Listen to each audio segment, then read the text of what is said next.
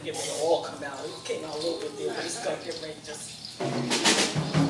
This piece is called Our Drums. It's a letter that I wrote to Max Roach. Y'all know who Max Roach is? Yeah. I wrote this today. I found out he died. And I know he's going to kill me for this, but his personal assistant is here, Anton Reed. He worked with him for 30 years. Anton. Yeah. He tried to keep Max straight for a while, but the way Max draws a line and the way other people draw a line, but he did a great job of working with Max. Anyway, I was so hurt when I found out that he died, and I started thinking about our music, jazz, all this great music that the ladies are playing, and I'm hoping that somehow or another it will not be an art form that 15 years from now we'll be like, what's that? You know, now we lose it. So I wrote this piece for him, and me and this is over here, we're gonna do it. She's gonna do it.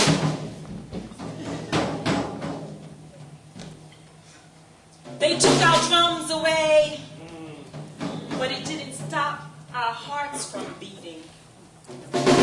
They took our drums away to stop our hearts from beating, but we still needed music. We took their garbage cans and shaped them into steel orchestras, and a mighty sparrow began to sing. Our music ascends in early mornings to wake up God. They took our drums away because instead of drums, they saw weapons. And they feared weapons, but the music is in us. The music is in us. We heard you, Max, when you screamed, South Africa, goddamn! And your beating drum helped beat down the hungry dogs of apartheid. And for once, Africa exhaled, but only for a moment. And that sound you organized, and they called jazz, you called the original music of Charlie Parker, John Coltrane, Sarah Vaughan, Ella, and of course you, Mr. Max Roach. They took our drums away, but then, from the Barbadian waters, a master drummer found his way into Brooklyn. And Junior's cheesecake never tasted so good. And Spice jumped into the mustard spread on a knish. And Bob Marley followed. And Bun and Cheese and Beep Beep Bands and Cuckoo and Arroz con Polo all had one big orgy. They took our drums away, Max.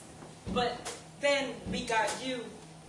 And all of the drums knew it was safe to come back home and party on Eastern Parkway on Labor Day.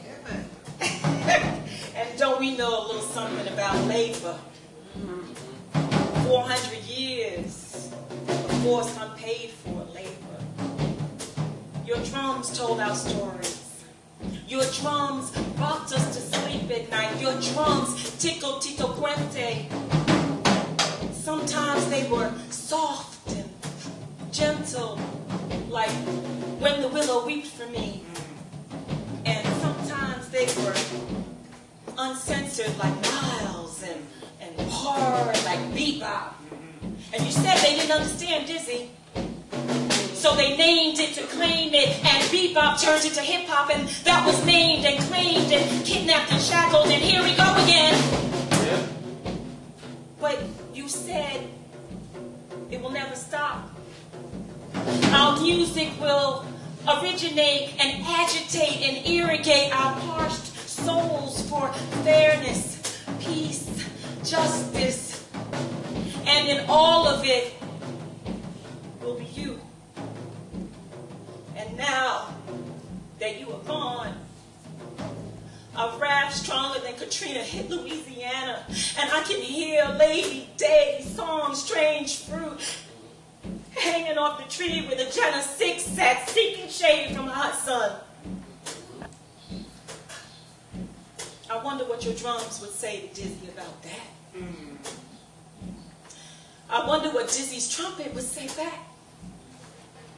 I wonder if Ron Carter's bass could have just stand a little taller after that.